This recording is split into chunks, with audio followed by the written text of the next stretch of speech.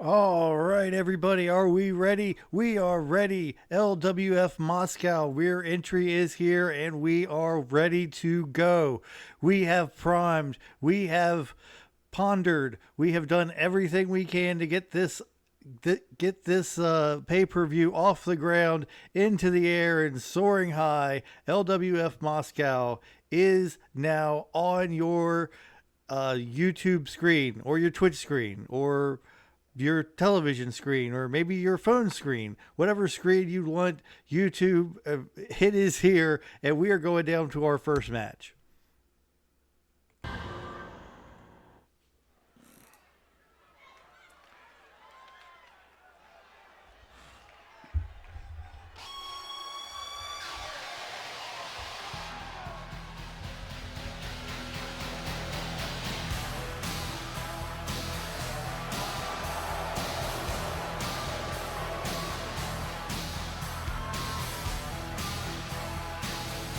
Thank you for watching LWF Moscow rear entry. It took us a couple of tries, but we finally got it in, and now we're raring to go. And speaking of raring to go, here comes El Fundación de Corazon, challenging for the tag team titles tonight. Warren D. Phantasmo, the Green Bastard. They're ready to go. I'm ready to go. All we need is the champs, and we can have ourselves a tag team match.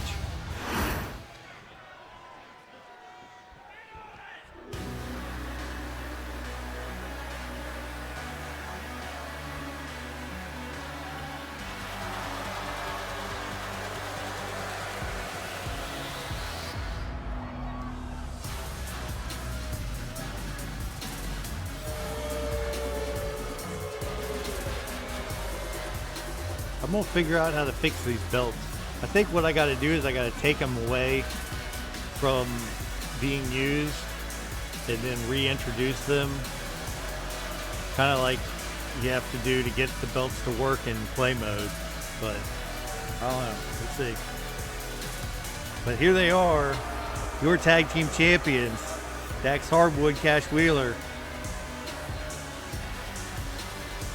The one and only FTR.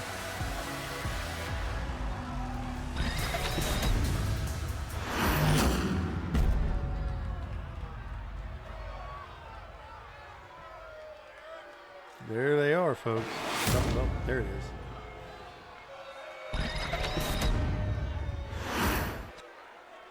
The following contest is a tag team match set for one fall and is for the World Tag Team Championship. Introducing the challenger. I'll try that if at a combined the weight first thing doesn't work. 516 pounds. GB and Warren the Luchador. The They are Ward D. Phantasmo, the Green Bastard. At a combined weight of 446 pounds, the World Tag Team Champions, Case Wheeler and XR1, the Grinders.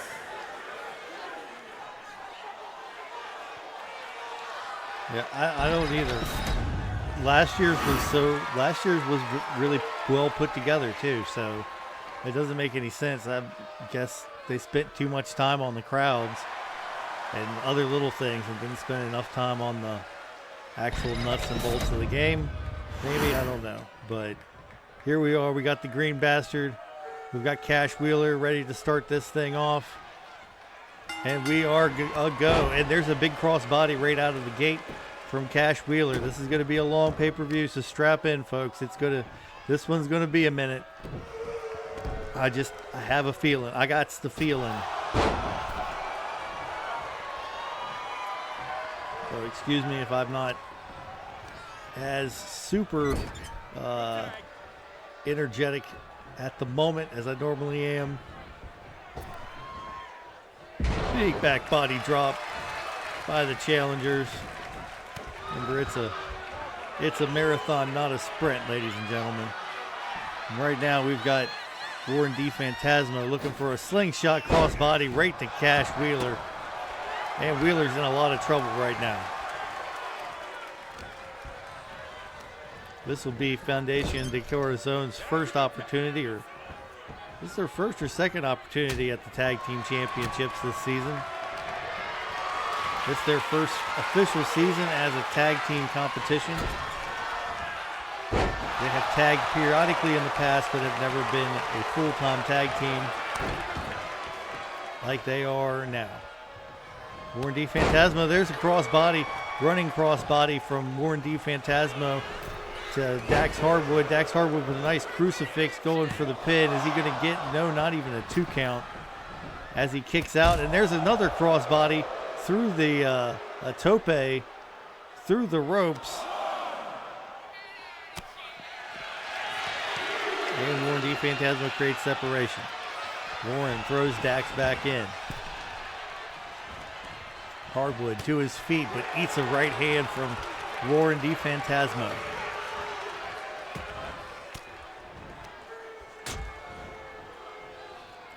Warren though, after a couple of elbows, now Dax looks like he might be in control for a little bit. Drop down, leapfrog. Nice hip toss by Dax Hardwood. Taking Warren D. Phantasmo down, has Warren stunned and driving him back into the corner. Then a nice chop block to the back of the knee, taking his leg out. If he works on that leg, he's definitely going to take away Ward's ability to effectively apply that sharpshooter that he likes to use to finish his matches with. That's not going to do anything about the sharpshooter, but it sure is painful. As now Cash Wheeler with a huge splash off the middle rope. Going for the pin here. Will it be enough? One. Just a 1 count still. As Cash Wheeler goes back to work on Warren D. Phantasmo. Green Bastard on the apron. Hoping to get tagged in.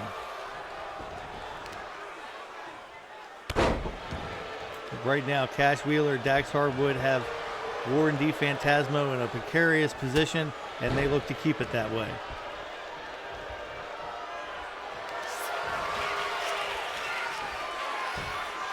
Beautiful Boston Crab applaud by Cash Wheeler. Warren D. Phantasmo powers his way out of it. Now would be a good time to go tag in the Green Bastard. Warren maybe wanted to make sure he had Cash down for a little bit longer so the Green Bastard didn't get caught as soon as he came in, but he's paying the price for it now. It's a big power bomb from Cash Wheeler, and now as Wheeler shows off, here comes the Green Bastard. Whoa, coming in hot, but Cash Wheeler catches him. Has a nice belly to back suplex.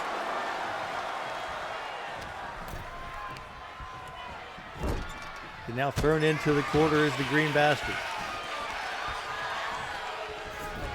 Cash Wheeler taking the Green Bastard over, and now looks like he's going to tie in the figure 4 leg lock around the post. This is a maneuver we've seen Warren D. Phantasmo use in the past, and of course now it's being used against Warren's tag team partner.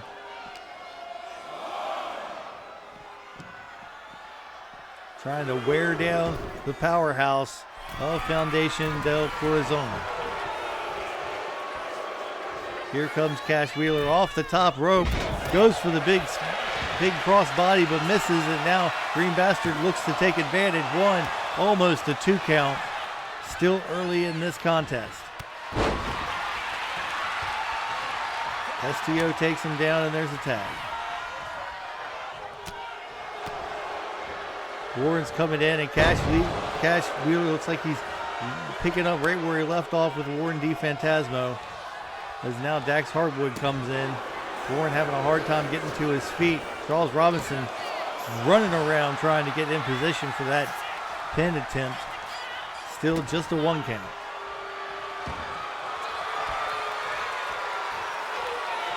And here we go now.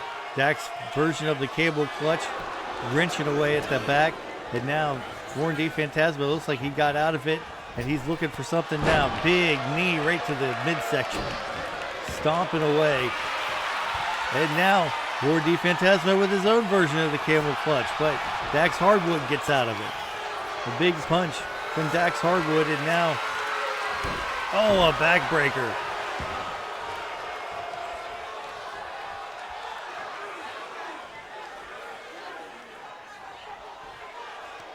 Dax Hardwood having a hard time figuring out Warren D. Phantasmo. He can get him down, but he can't keep him down.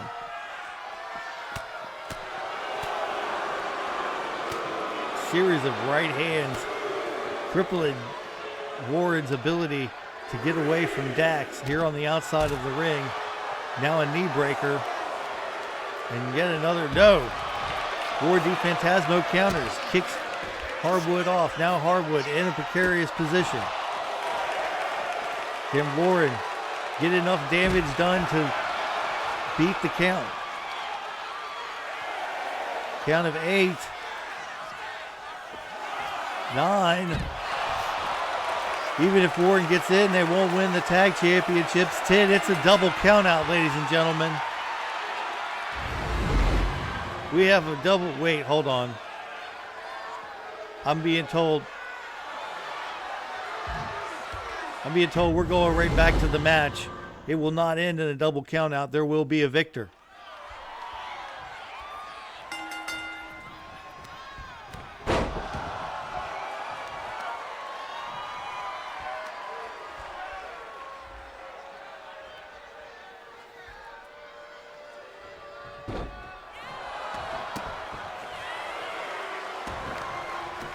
Is now Green Bastard going at Dax, going at Cash Wheeler.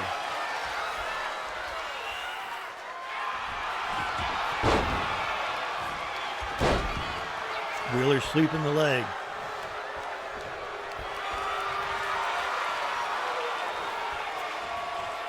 We're being told, we got told from the television truck to restart the match, and that's exactly what we're doing. The match is restarted.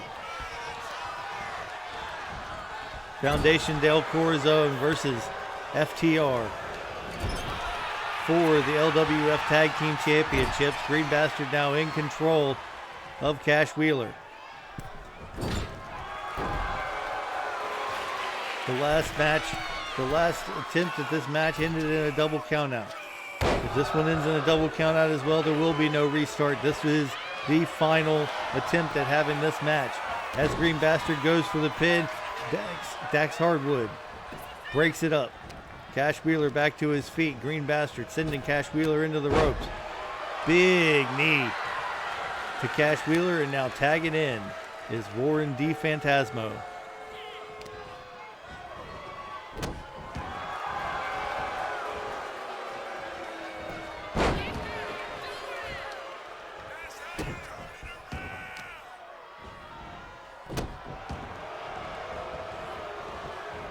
Cash now going after Warren's arms, going after his chest, trying to debilitate Warren D. Phantasmo to the point where he can get a 3 count.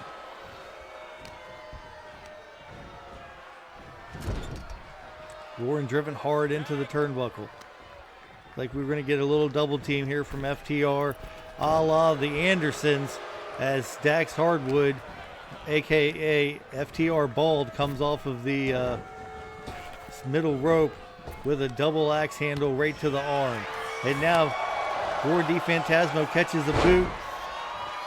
It goes after him and starts going after the leg.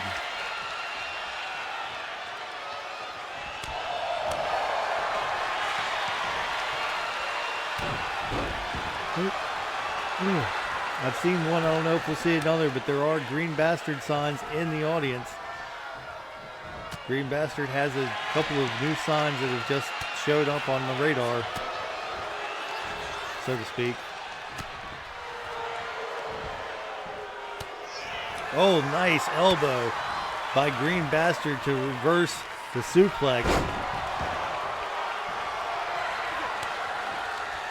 Warren D. Phantasmo coming back in. Looks like Warren's trying to show off for the crowd, and allows time for Dax to tag Wheeler in. Wheeler with a nice crucifix takedown, and now Warren might be in some trouble. Drop down. Kick right to the side, and now Cash Wheeler with the abdominal stretch. And he's trying to play him like a guitar. Here's a hip toss as Warren gets out of it.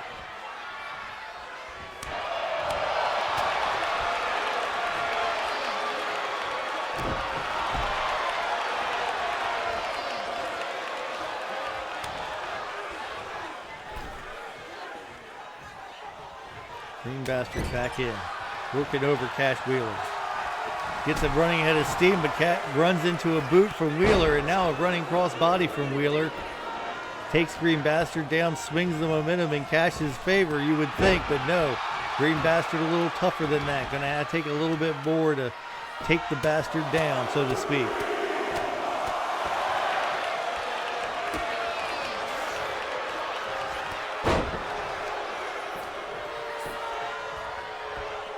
That running cross body again, but kicked off by the Green Bastards. Green Bastard showing off to the crowd as there's a hot tag to Dax Hardwood, and he comes in with a discus clothesline, or discus right hand, hard to tell. Going for a slingshot over the top rope. Slingshot drop kick, and nowhere to be found was the Green Bastard for that one.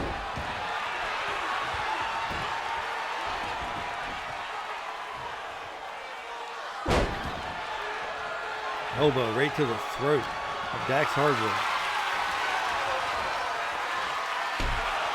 Beautiful shoulder breaker there by the man they call the Green Bastard, and now he tags in Warren D. Phantasmo. Phantasmo looks like he's ready to clean this up. There's a rope break on an attempted camel clutch. And now Phantasmo waiting for Dax to get to his feet. Hardwood on his feet and out of the way of the slingshot cross body. Once again, Hardwood back to the legs. Working the legs, trying to prevent that sharpshooter leg lock. Maybe even softening him up for his own sharpshooter. As here he comes off the top rope. Beautiful move by Dax Hardwood.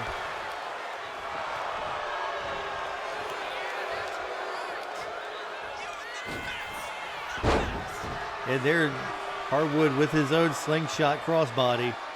Green Bastard begging for the tag from Warren D. Phantasmo. I don't even think Phantasmo knows where he's at right now. He certainly doesn't want to know.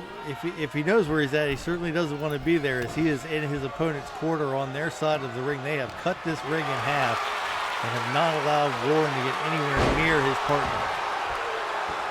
Great tag team wrestling by FTR, wearing down Warren D. Phantasmo, but they have not been able to get the win yet.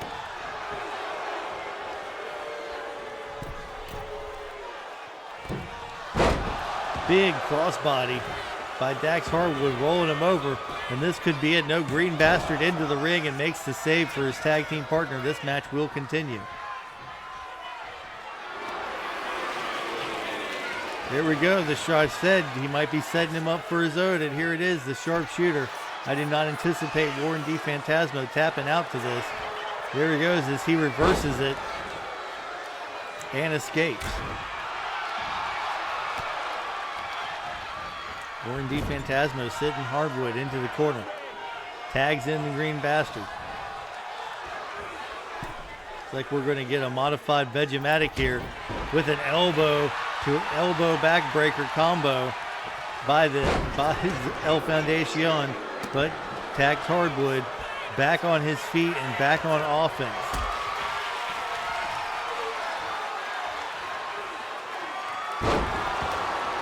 Big power bomb by Hardwood. Walks over tags in Cash Wheeler. Wheeler eats a running clothesline by the Green Bastard. Green Bastard walks all the way over and tags in Warren D. Phantasmo. Cash Wheeler right there. Both of them going for big moves and both of them missing. And now Warren D. Phantasmo has him up. Pile driver by Warren D. Phantasmo. That's an illegal move technically, but the referee Charles Robinson is going to allow it, but it only gets a 1 count. Just a 1 count to the pile driver by Warren D. Phantasmo. Beautiful scoop slam by the man in the pink and black. And now he tags in the Green Bastard.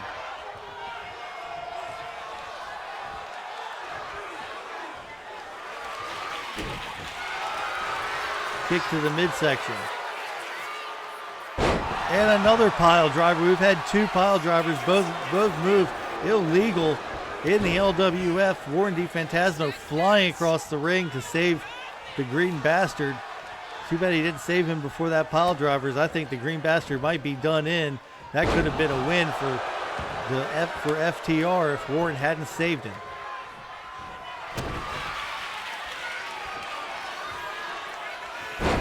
Brainbuster by Dax Hardwood going for a pin here. Can't break it up. 1, 2, 3. And FTR retains the Tag Team Championships.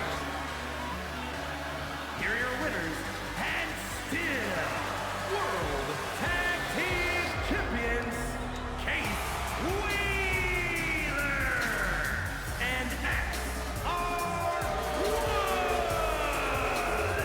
the Grinders.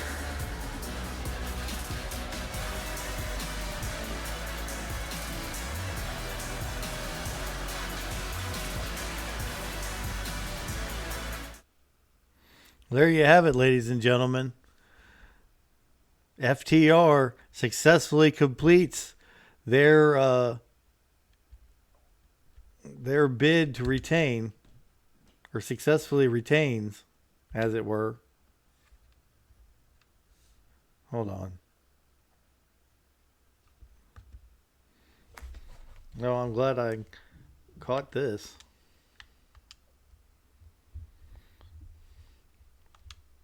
Boy, this is a clusterfuck of a pay-per-view so far. I have a feeling it's only going to get worse too, so have at it.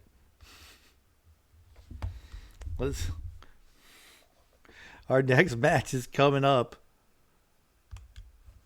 These two have been at each other's throats. When did this happen? How did this become a... You know what? Never mind. I'm done. I'm so fucking pissed off at this game right now. I don't even want to finish this stupid fucking pay-per-view. This game fucking sucks. I am sick of this fucking game.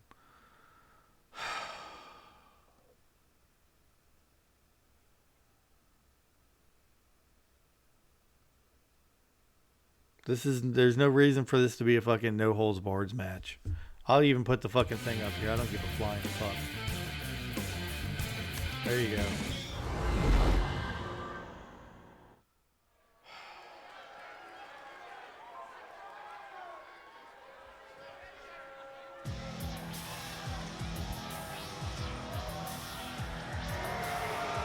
The following contest is a no-holds-barred match. Making his way to the ring from Staten Island, New York, weighing in at 229 pounds, MJF.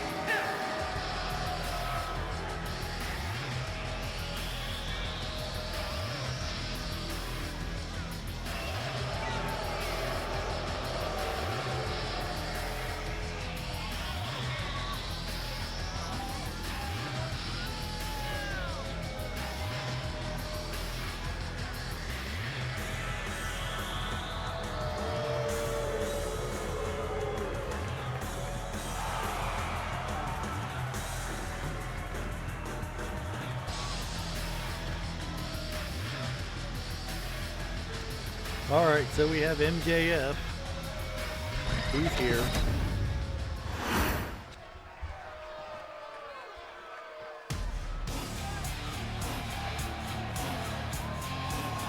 And his opponent from Alexandria, Virginia, weighing in at 228 pounds, Dr. Bob. The thing about this game that sucks is there's some things that are really, really fucking awesome about it. But some things that are just utterly fucking broken. And I don't know what's going to happen when we get done to do the Rumble. I haven't had any problems doing Rumbles outside of Universe, but I haven't done one in Universe yet, so.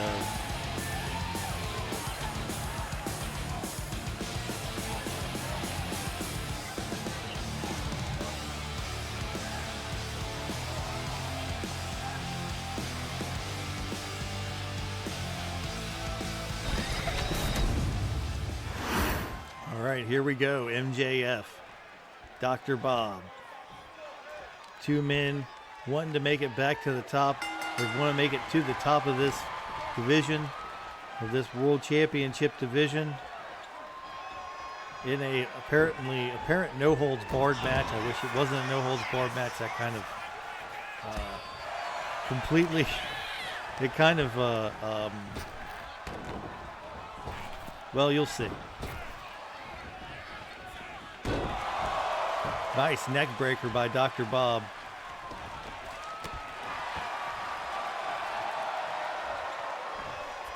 Dr. Bob with the go to sleep symbol, signage,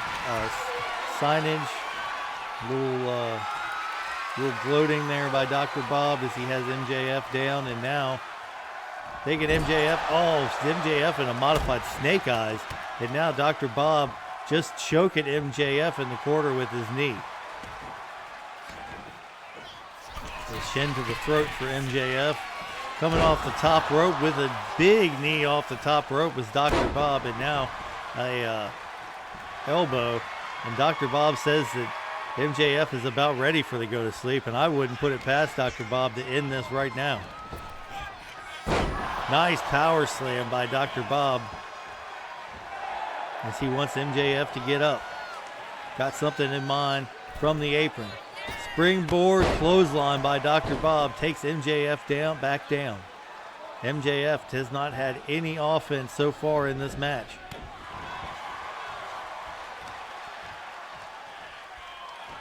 Dr. Bob with a knee right to the head of MJF, and now goes for a pin. Early in the match for a pin, but he gets a 1 count. Gonna have to do a little bit more damage than that to keep MJF down. Throws MJF out of the ring, and now Dr. Bob out on the floor after him. Lifts up the, and what has he got? He's got a baseball bat. MJF with a nice lariat. Dr. Bob drops the baseball bat. Now MJF just stomping away at Dr. Bob on the outside of the ring. No holds barred means no countouts as well, apparently. Which, judging by the way the first match ended, maybe that would be good. Sent back into the ring is Dr. Bob. MJF now going after Dr. Bob, has him by the hair, and now has a Cobra Clutch on him. He's got the Cobra Clutch, and he's got it synced in deep on Dr. Bob. Dr. Bob not giving up. Series of back elbows, and he gets out of it. Nice one-legged drop kick by Dr. Bob. Takes MJF down. MJF with a nip up and a reverse discus forearm, or backhand as it were. A discus backhand. Spinning backhand maybe? Either way. Vicious move by MJF. Now a series of strikes, and MJF has Dr. Bob down on the ground. Charles Robinson standing in front of us so we can't see quite all of the... Oh, a coup de grace by MJF. A double stomp off the top rope.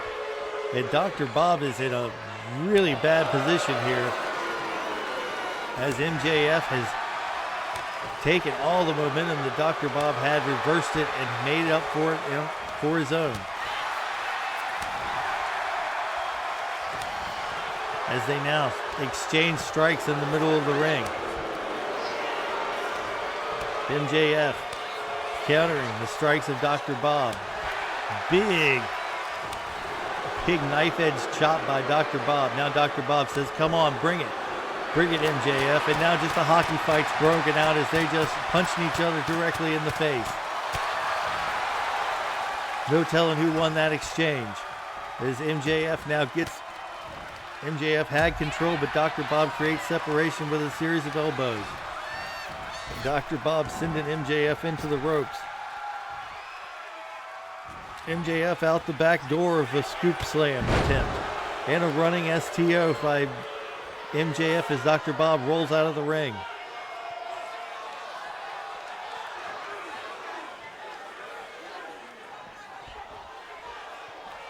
MJF now back in the ring. Dr. Bob getting back in the ring himself. Both men look weary. This match has not gone on very long, but it has been very brutal. An extremely physical match is now in an armbar is Dr. Bob. MJF applying the pressure. Let's go with the armbar. Waiting for Dr. Bob to get back to his feet. Big right hand by MJF. Big back elbow by Dr. Bob. Series of flash bulbs going off as Dr. Bob gets the advantage.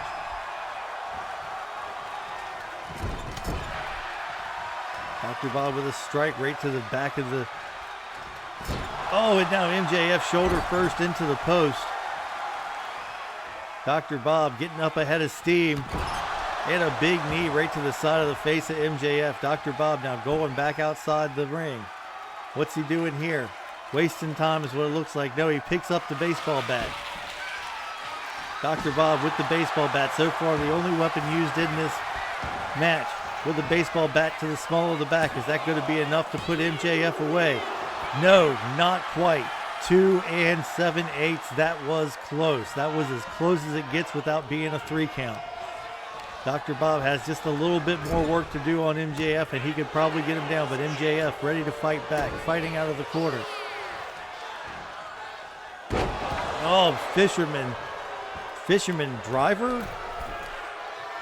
I'm not exactly sure what to call that, but whatever you want to call it, it was effective. And now Dr. Bob is the one getting pinned. And only a 1 count for for MJF's pin attempt. Oh, Dr. Bob catches MJF napping, but MJF with a series of elbows slinks out of the go-to-sleep attempt. Brainbuster by MJF. Now going for the pin. Will this be enough to put Dr. Bob away? 1, 2. No, Dr. Bob once again kicking out at 2.5.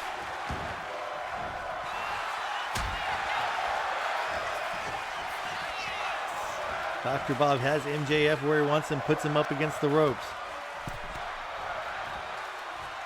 Dr. Bob stretching the arm out over the rope. MJF catches the foot. Chops it down now. Pop-up right hand by MJF. Dr. Bob now crawling over to the turnbuckle to the corner.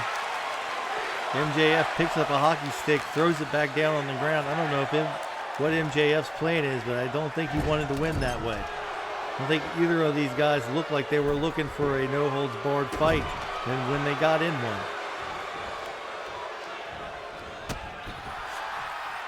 Dr. Bob with a kick right to the midsection. Takes MJF out now. Oh, beautiful Falcon Arrow by Dr. Bob. Now Dr. Bob walking over to the side of the ring. It's like he's going to pick up the hockey stick.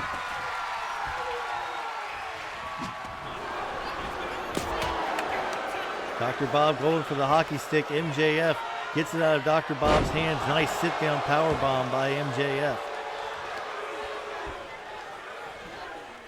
MJF lifting Dr. Bob back up. Big right hand. Nice back elbow. Beautiful flying calf kick by Dr. Bob.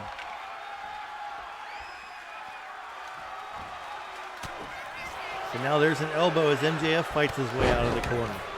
Running STO. Springboard Superman punch. MJF rolling on Dr. Bob now.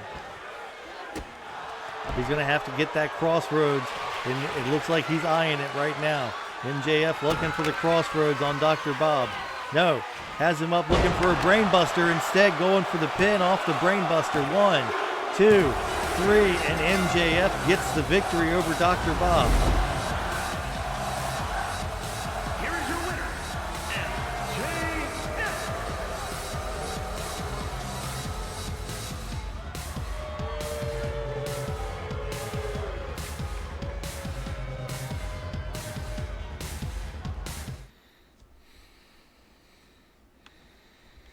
There we go. That's the that was the match. Dr. Bob falling to MJF in a no-holds-barred match that didn't seem to be much of a no-holds-barred match, but oh no. This next match coming up will be it will be something. We'll say that much.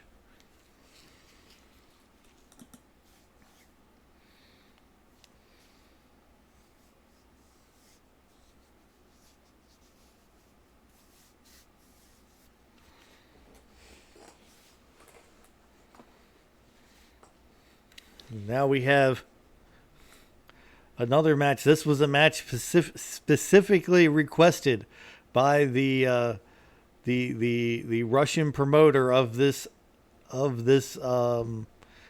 as a tryout match for one of their top talents, which might be the reason we had this in Moscow. I'm not exactly sure. We might hear word is we'll hear from Tony Khan later in the broadcast. As for right now, we go down to the ring for our next match.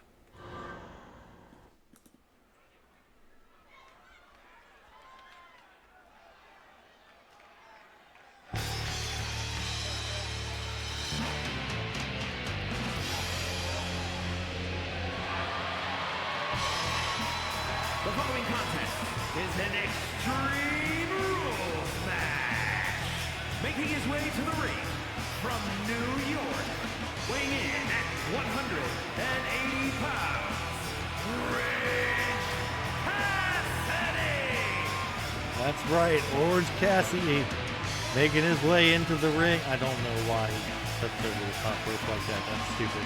But here he is, Orange Cassidy, all 5 foot, or all 5'10", 180 pounds. I think they're adding, I think he might have had a 20-pound dumbbell in his pocket when they took that weight measurement, but we'll go with it.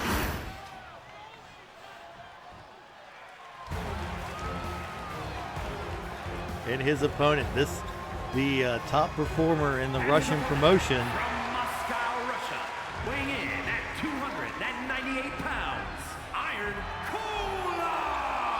Ivan Koloff. Ivan Koloff is back, and he is bigger than ever. This is a massive Ivan Koloff coming down to the ring.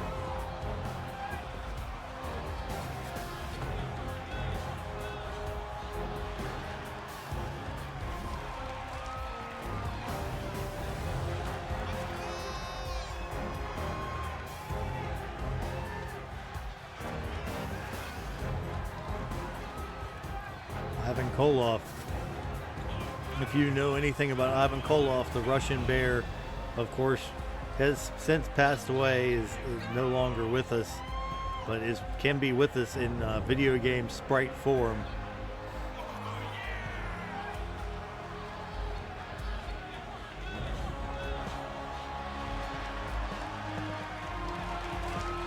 They got him right though. They got the hair right. They got the beard right. They just...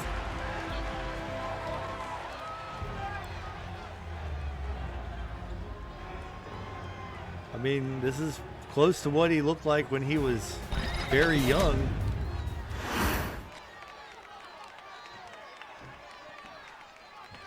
And Uncle Ivan, the uncle, all of that, and he is actually the right size for Ivan Koloff. He's a little bit smaller. Once you see him in the ring against somebody, you're like, oh, okay, he's about the right size. But when you see him walking in, it's like he's huge. This man's massive. As he picks up Orange Cassidy with ease, has him around, and then just drops him like a sack of potatoes. And of course, Ivan, if he had his druthers, he would take those potatoes and make vodka out of them. But here we have Ivan Koloff versus Orange Cassidy. Ivan Koloff going after the man who says he doesn't want to be here, the wrestler who doesn't like to wrestle.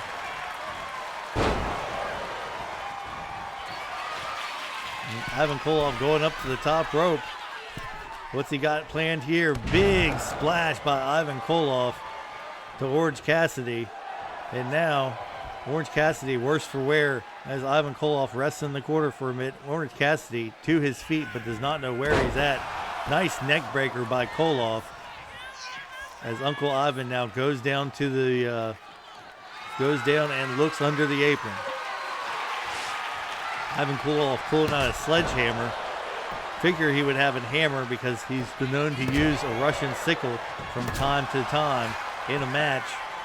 That's a move, ladies and gentlemen, not a weapon.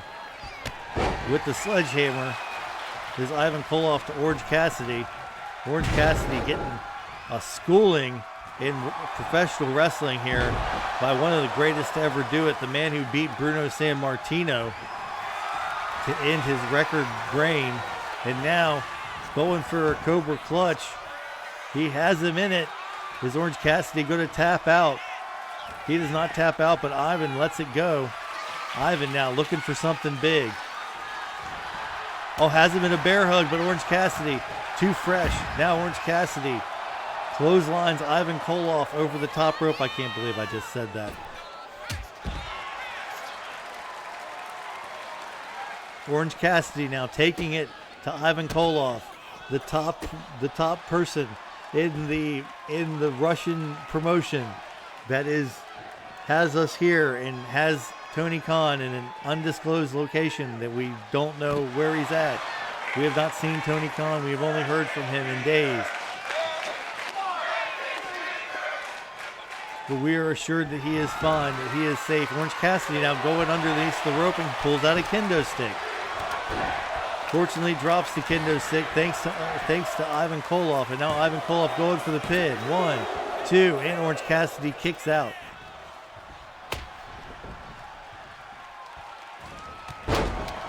Knee right to the side of the face by Ivan Koloff. Orange Cassidy with a kip up. And now a knee to the face of Ivan Koloff is Orange Cassidy. Orange Cassidy now has a kendo stick. And he's whirling it around like it's a lightsaber. Then he drops it. Ivan Koloff in the corner with the back elbow to Orange Cassidy. And now they're trading spots. They're trading shots in the middle of the ring. The 265-pound Ivan Koloff versus the 180-pound soaking wet with a 20-pound dumbbell in his pocket. There's trading blows in the middle of the ring evenly. And Orange Cassidy gets the upper hand. And there it goes with the feast your eyes. And Orange Cassidy going for the pin here. 1, 2, and Ivan Koloff kicks out.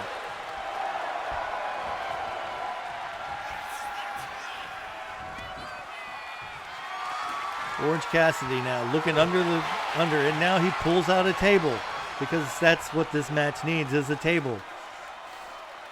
Orange Cassidy now chasing Ivan Koloff around with a table in his hand.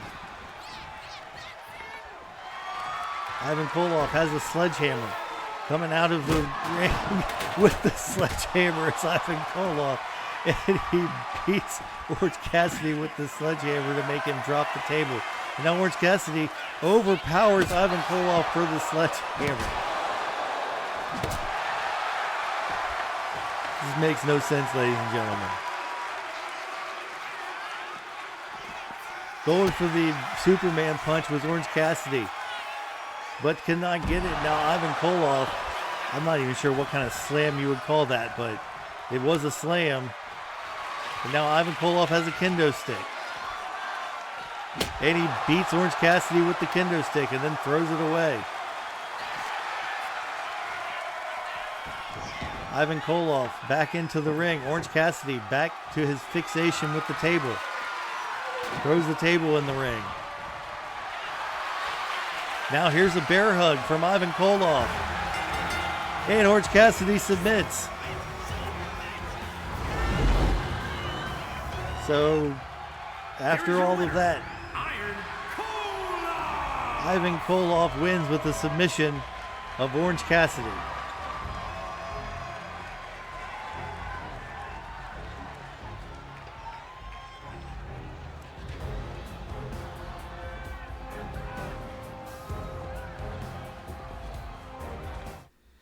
And there you have it, ladies and gentlemen.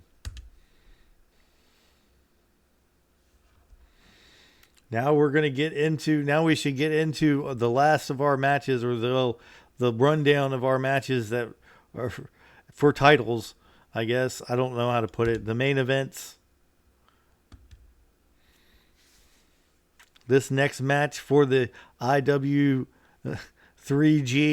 Intercontinental Championship.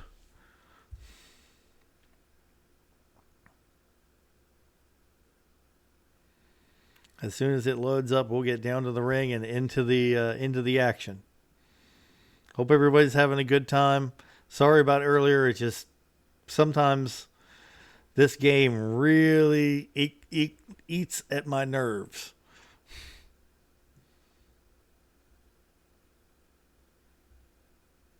As soon as it's loaded. Here we go. Here we go.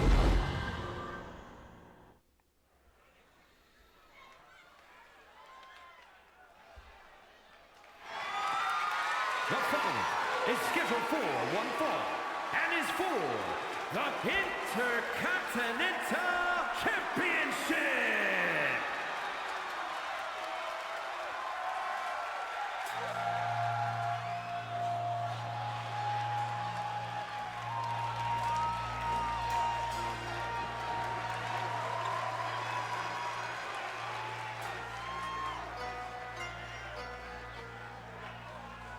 Here comes the challenger, the winner of the four-man tournament, to see who was going to challenge our champion, Tommy Bronx.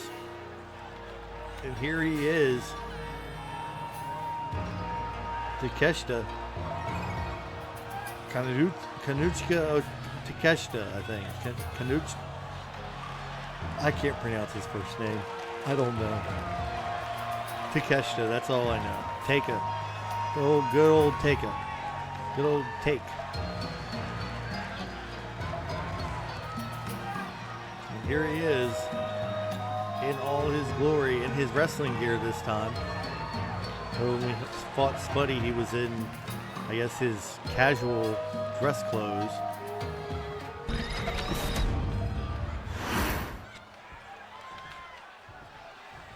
Something's up with his eyes. I can't figure out what it is, but his eyes are weird.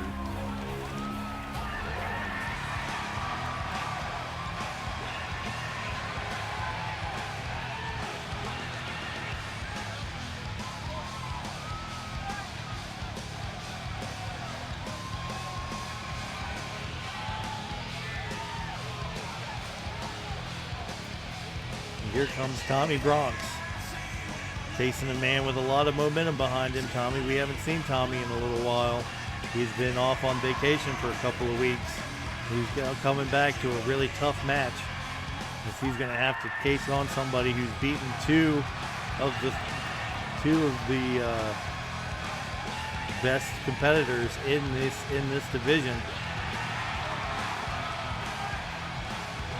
Beat both Spuddy and Powerhouse Hobbs to earn this matchup. Tommy Bronx definitely has his work cut out for him tonight if he wants to walk out of here as still the IW3G Intercontinental Champion.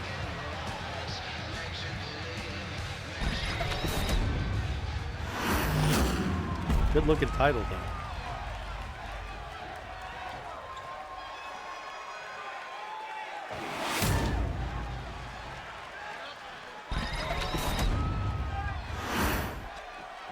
Introducing the challenger from Osaka, Japan, weighing in at 251 pounds, the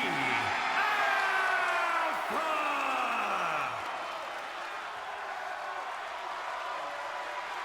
And his opponent from the Bronx, New York, weighing in at 243 pounds, the Intercontinental Champion, Tommy B!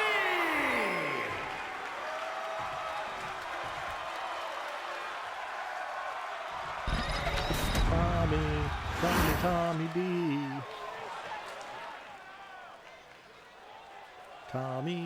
Tommy Bronx. Tommy Bronx. That's what they'd be singing if we were in England right now. Unfortunately, we are in Moscow, and I can't understand what anybody has to say.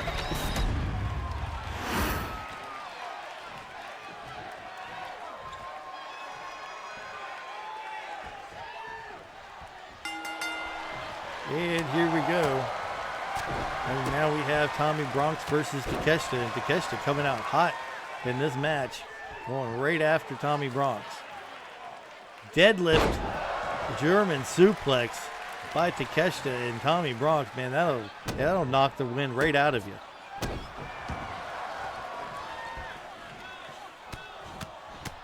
Now a series of left hands from Takeshita, the left-hander. And now a big right hand.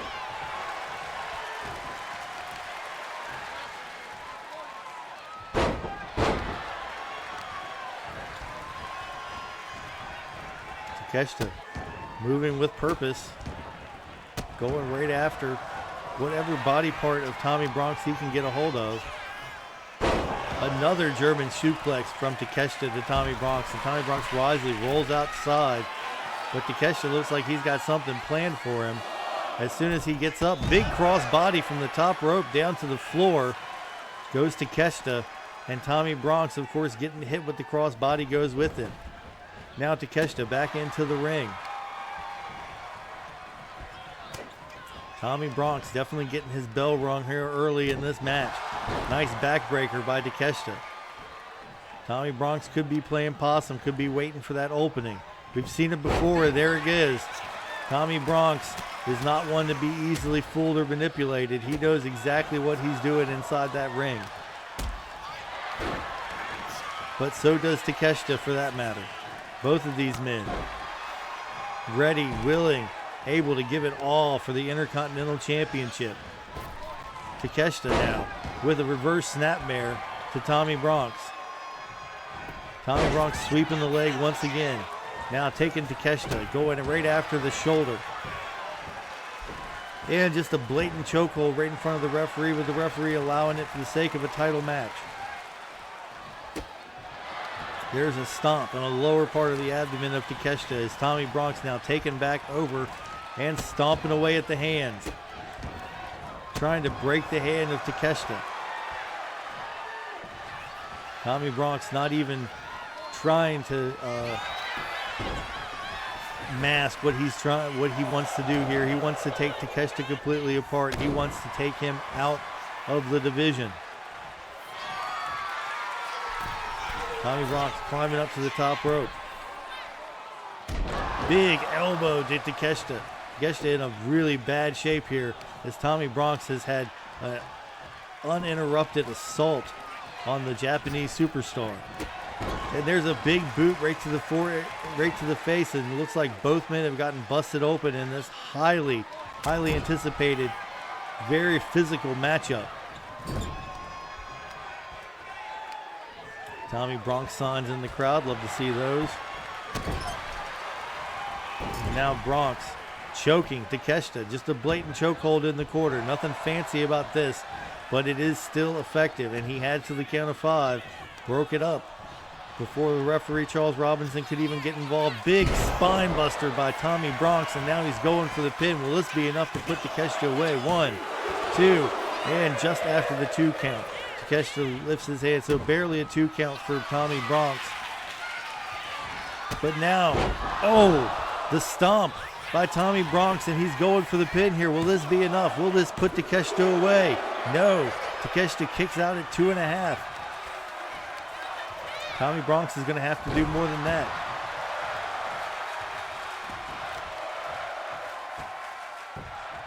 Getting a fight forever chant from these Russian nationals, as Tommy Bronx continues to fight Takeshita tooth and nail.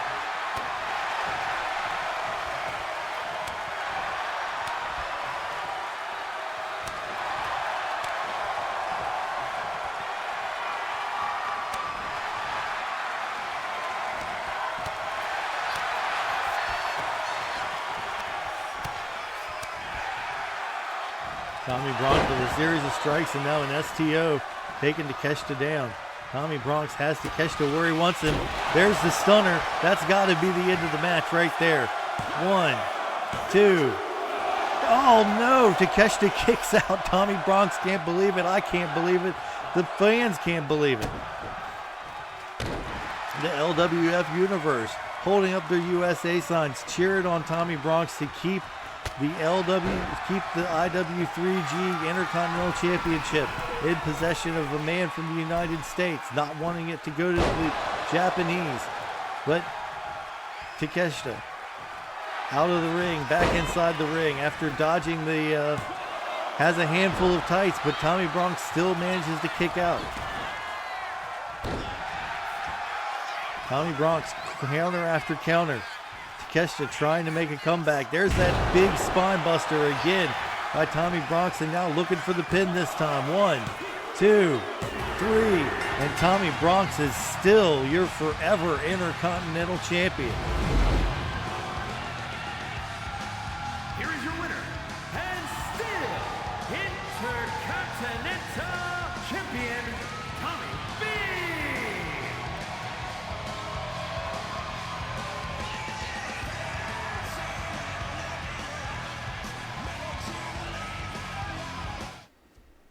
Good for Tommy. Tommy Bronx wins, puts away Takeshita, and remains the Intercontinental Champion. Right,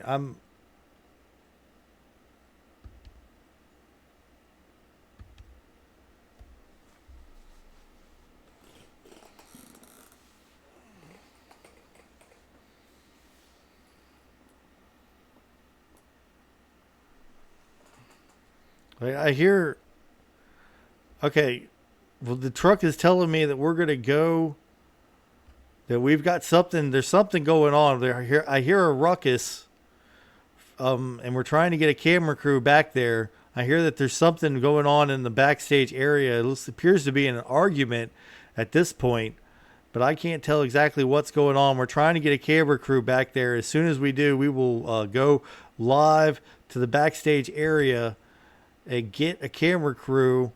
I believe they're just about on the scene. I can't hear it. Is there anybody back there? Yes, here we go. Well, that's Dr. Bob and Orange Cassidy. I don't know what the argument was about, but they are definitely taking it to each other here in this backstage area. I can't tell if they were arguing. I hear, okay, so I'm hearing that there was the confrontation between Orange Cassidy and Dr. Bob, and they're still going at it back there. Somebody get back there and break that up. There was a confrontation between them in which Dr. Bob told Orange Cassidy that they shouldn't have both had no-holds-barred matches when the main event is a no-holds-barred main event. And now Dr. Bob is taking it to Orange Cassidy here.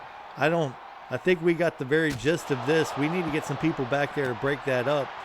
But apparently Dr. Bob said something to Orange Cassidy. Orange Cassidy didn't like it, tried to hit Dr. Bob, and this is what the result of it is. We're gonna spare you more excess violence than we have to, as Dr. Bob seems to pretty much have this under control now. And I don't know if do we need to see any more of this? I don't think we need to see any more of this. But as you can see, Dr. Bob and Orange Cassidy going after each other in the back. Apparently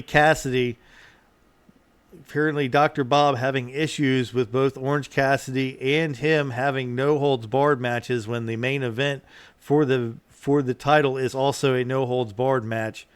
Dr. Bob telling Orange Cassidy that he shouldn't have done as much as he did in that match, as he could have put Ivan Koloff over earlier in the match and had it not. It didn't have to be a 8-star classic, of course.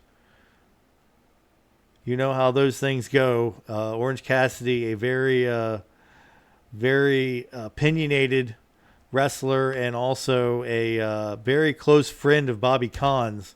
So we'll see what the fallout from all of that will be here later on. Maybe when we hear from Bobby Kahn. I've heard that we're going to hear from him at some point, maybe after this match. But right now, we'll get our YouTube Championship Triple Threat loaded up, and we'll just hope for the best for Dr. Bob, and hopefully Orange Cassidy is all right.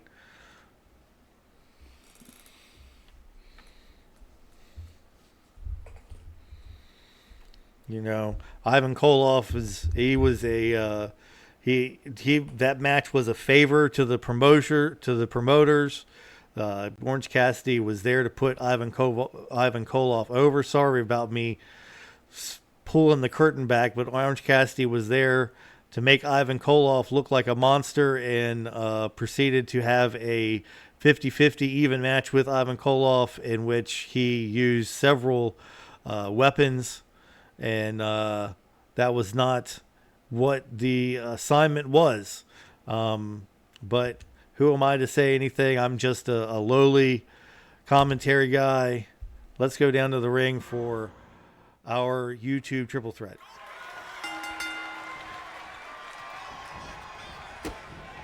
Okay, I don't know why we didn't have entrance on this, but apparently there were no entrances, and this is for the YouTube Championship, but with no entrances, I guess you wouldn't know that. Anyway, again, I hate this game sometimes. This particular version more than just about any other version I've ever played. But here you go.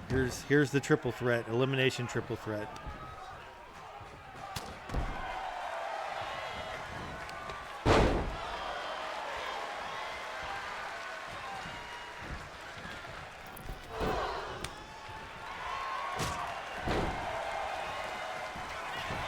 Is now Hector. So this is Hector Paragon, the champion, defending against both Mark Briscoe in the camouflage pants and Jeff Jarrett in the red and gray pants in a elimination triple threat. There's Briscoe with a chair. Hector Paragon with Briscoe up in the air, and a glory bomb. Just let him go. I'm not sure exactly what that move was. It was a double chicken wing, and then he just lets him go. Mark Briscoe in the pinning predicament. Nope, just a 1 count so far. Everybody's pretty evenly matched. Jeez, Hector just punching away at Jeff Jarrett. Jeff Jarrett not looking so good in this match, is now Mark Briscoe taking Hector into the quarter.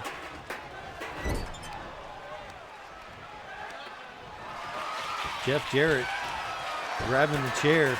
Oh, but gets punched by Mark Briscoe before he can do anything. There's a bulldog by Briscoe almost on the chair. Is now Hector Paragon waiting and gets a chance and goes right back after Mark Briscoe. I don't think either of these guys are too worried about Jeff Jarrett in this match. They should be.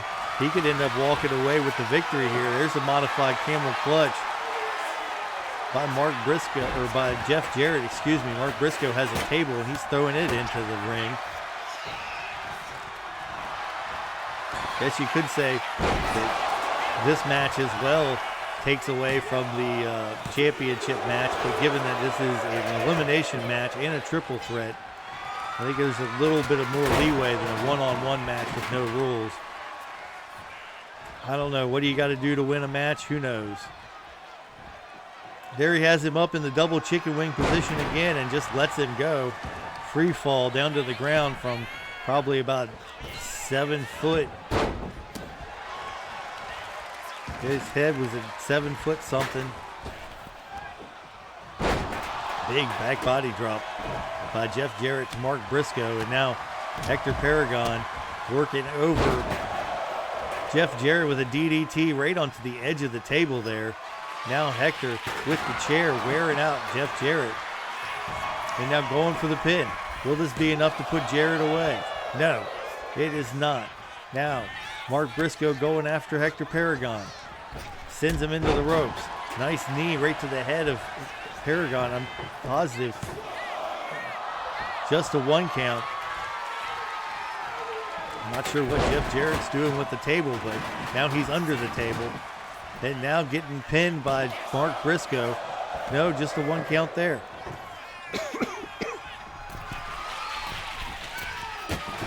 Oh, Mark Briscoe going after Hector Paragon. This table's been lifted up and dropped more times than Taylor Swift.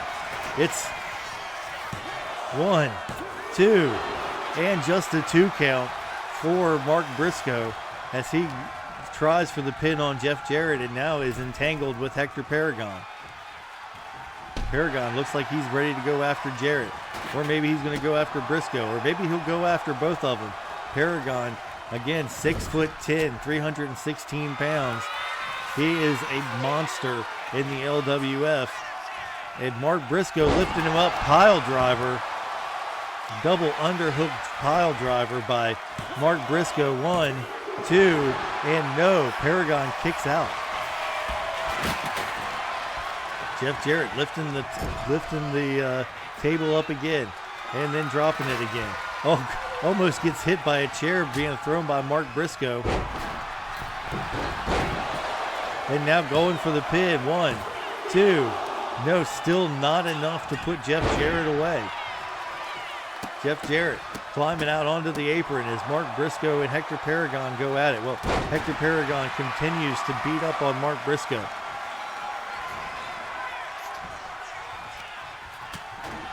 Jeff Jarrett going right after the back of Hector Paragon. So far, no one has been able to solve the riddle that is Hector Paragon in the LWF. He remains undefeated and is the YouTube champion. Jeff Jarrett now setting up the table.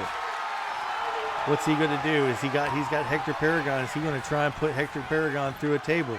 I don't think he's going to have a chance. Both men lift him up. Nice double suplex by Briscoe and Jarrett going after Paragon. 1, 2.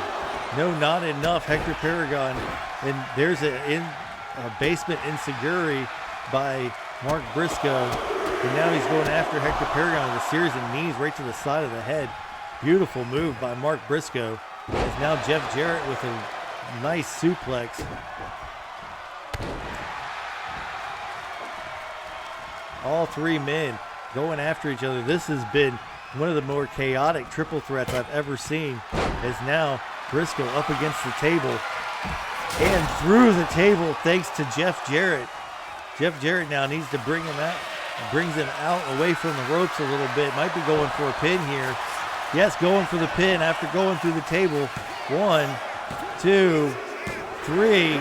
And Mark Briscoe is no longer a part of this match as Jeff Jarrett eats a shovel square to the head.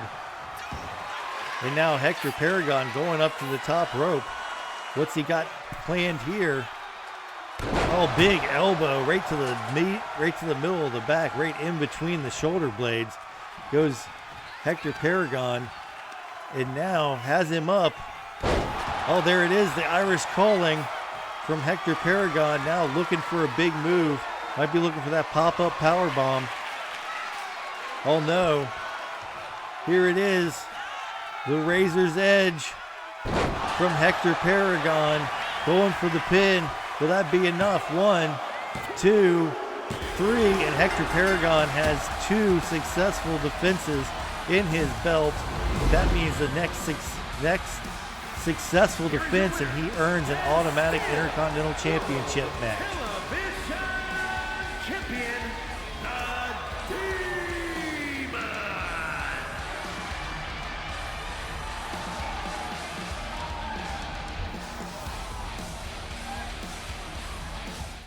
There you have it, ladies and gentlemen. Hector Paragon, 1 successful title defense away from a full-on Intercontinental Championship shot. I can't blame anybody. The man is he's definitely taken the LWF by storm, quite literally, still undefeated. As now we go. Oh, now it's a normal match. This match was originally no holds barred. Now it's a normal match. Okay, well, either way, now we go to our main event, ladies and gentlemen. And I'll go ahead and we'll just go ahead and put this up here because everybody knows this is the main event. Oh, wait, hold on. Wait, no. Oh, yep, he's coming through. Here we go. Ladies and gentlemen, the one and only Bobby Kahn. Hey, wait, why can't I? Hey, everybody. Hey, guys.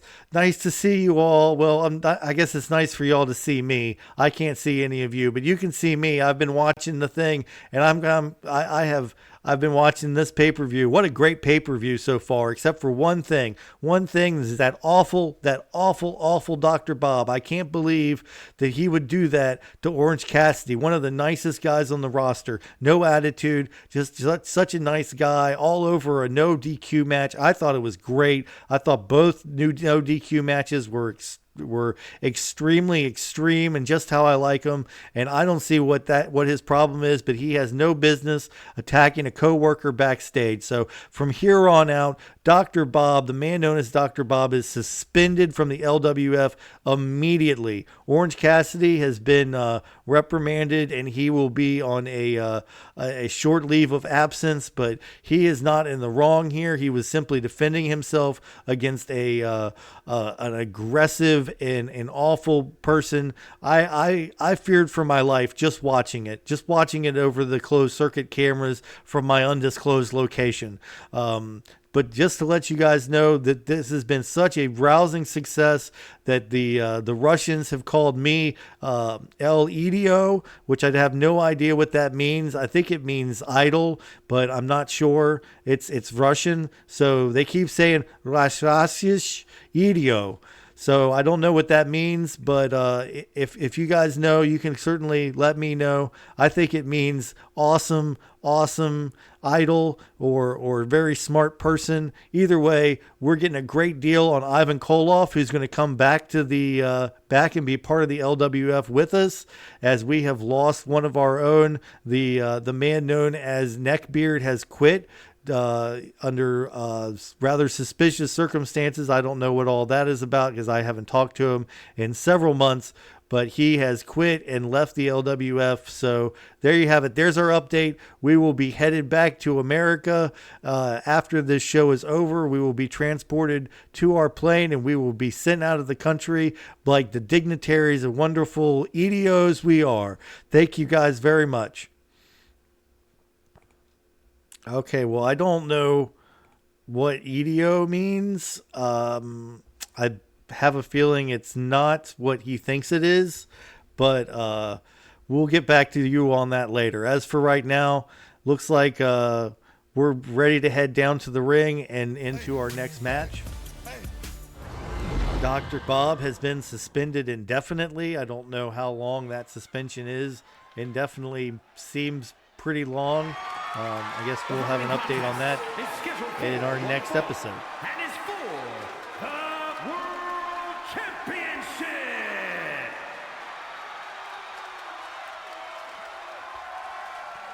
Now this match with this guy, the challenger,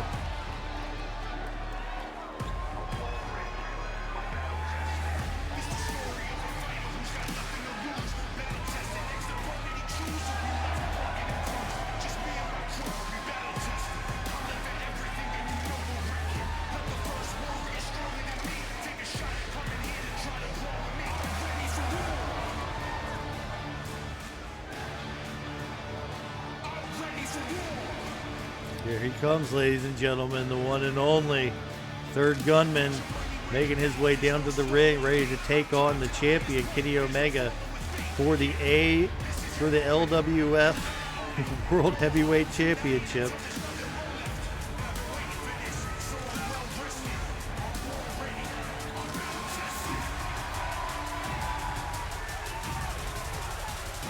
I don't know why he's talking about Atlanta, though.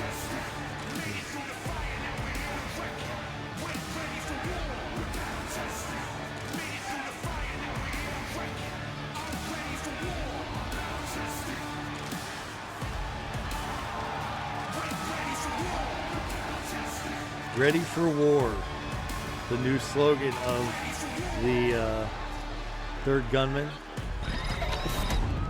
Maybe we should get that on the sign. See, that would look good on fucking on t-shirts out in the audience. I know I say shit like that, but that's just going to make everything else. Oh my god. Well, the title looks good. Can't tell me that's not that the title doesn't look good, even if it is half in and half out of the jacket.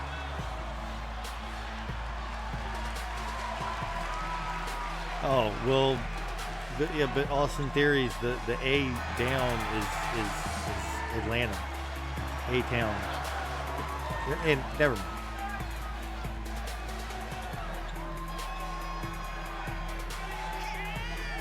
I guess I'll have to explain that next time next time Third Gunman comes to the ring. I have to explain that he's saying fuck Alabama instead of yay Atlanta. Although Atlanta is pretty awesome.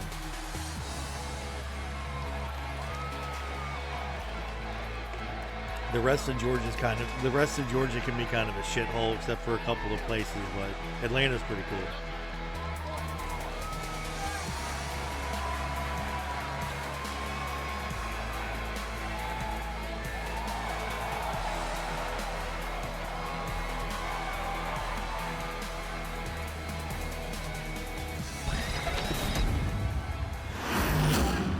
See, I think that looks pretty damn good.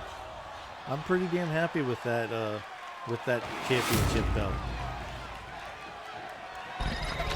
Sorry.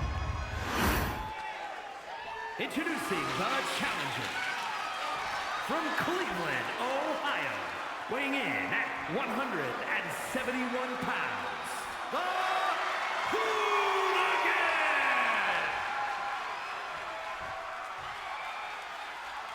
And his opponent from Winnipeg, Manitoba, Canada, weighing in at 224 pounds, the World Champion, Kenny Omega!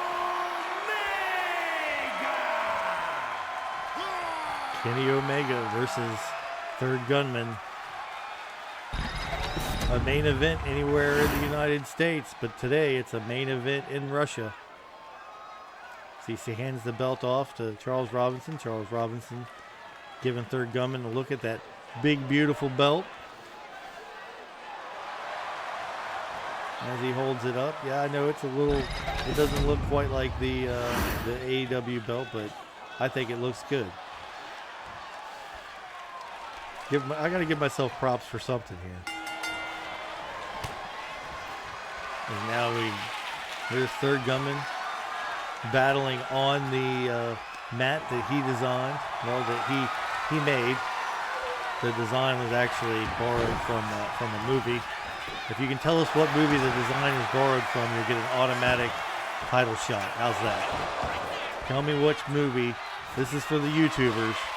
You're watching on YouTube. If you can tell me which movie this ring mat was designed after, then you can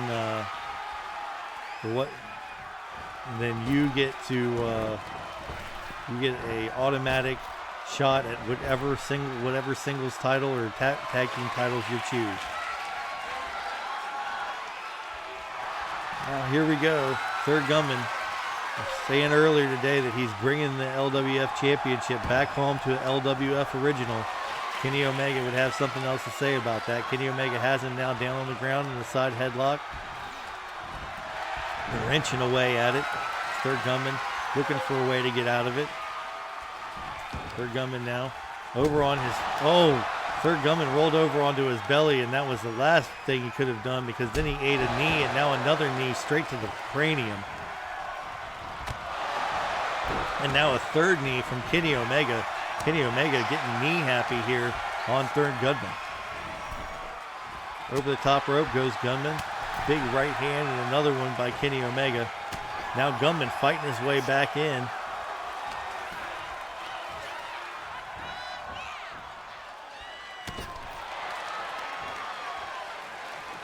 And Third Gunman dumps Omega to the outside.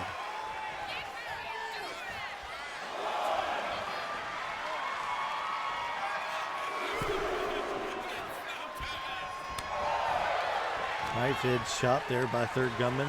Gunman sends Kenny into the ropes. Nice suplex and a bridge by Third Gunman. Couldn't hold it long enough for the referee to get a 1 count, but that was a very beautiful move by Third Gunman. Is now Gunman up on the top rope. Goes for a diving that almost looked like a diving clothesline, a la the Legion of Doom Road Warriors. Now comes, a beautiful suplex by third gunman as he has Kenny Omega down. Rolls him up, has him, turns him around. Oh, a neck breaker by third gunman. He is all over Kenny Omega, and now with the double trap knees, with the double wrist trap knee, and a big elbow. There's the elbow of justice, the hammer of justice as he likes to call it, down on Kenny Omega. Now Kenny Omega in a precarious position here as he goes for the pin. One, and Omega kicks out. Double underhook, swinging neck breaker, and now third gunman looking for something big here. Is he going to be able to get it off? Has him up. Oh, there it is, the last writ. Will this be the best writ that he ever writ? The last writ, 1, 2, and no, Kenny Omega kicks out at 2.5. Kenny Omega slow to get to his feet. Third gunman. Oh, nice DDT from the second rope. His third gunman now has Kenny Omega. Looks like he might have gotten split open a little bit. Kenny Omega getting back to his feet, slowly but surely, trying to get something going here. His third gunman has had his number since the very beginning of the match. There's a drop kick. Kenny Omega got onto the outside. Third gunman. Oh, with a rake of his bottom of his foot, just stomping at the forehead of Kenny Omega. Oh, now in Omega kicks gunman off. His gunman was going for some type of leg submission, and now Kenny Omega, ripcord knee, and gunman out on the floor. What is Kenny Omega going to do here? Has gunman, throws him down the ringside area. Gunman trips and falls. Kenny Omega gets thrown into the bicycle, into the barricade, and now both men, Kenny Omega getting thrown inside at the count of 7. Gunman coming back in after him. And there's an elbow right to the back of Omega and a knee to the small of the back of Omega. And now Omega, worse for wear, getting to his feet. No, completely blocked by Omega. Not blocked, but reversed. Now Omega going for the pin on Gunman. One, just a 1 count. Gunman was going for, I believe, the lethal injunction, but missed it as Kenny Omega had an answer for it. And now here's Omega looking for the one-winged angel. Gets it on third gunman. Is that going to be enough to put Gunman away? One. No, just a 1 count as the one-winged angel did not put Gunman away in this matchup. There's the V trigger by Kenny Omega, that running knee, but Gunman still trying to get back to his feet. Kenny Omega not happy. There's a face wash by Kenny Omega, going after Gunman.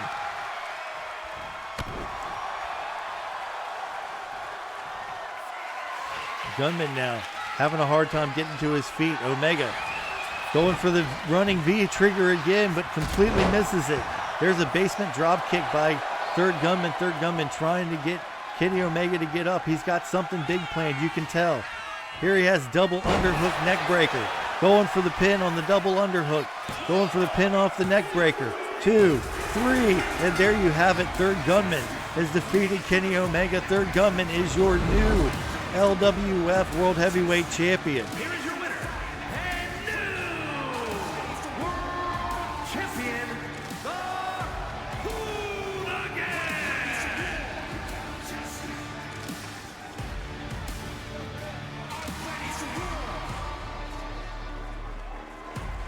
Third gunman defeats Kenny Omega, the man who looked like he had Gunman's number at every turn in the lead up to this match.